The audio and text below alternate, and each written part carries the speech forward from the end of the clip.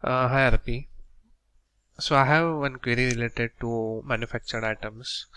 So this item I have created and I have marked this earlier. I have unchecked this allow vendor to include this item in the bill, and after I check this checkbox and save the item.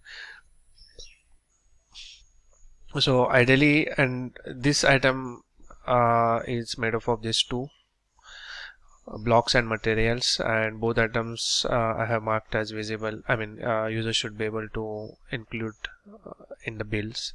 So ideally, when I go to the add bill page, we should have this item available for selection. I mean, that's what I understood. So if I go to the inventory or any line items category, it is not showing this manufactured item in the list. This is only happening with the bill. If I go to the credit memo, I have this item listed, but in the bill I do not have this. Can you confirm if this is expected or it's a bug? Thank you.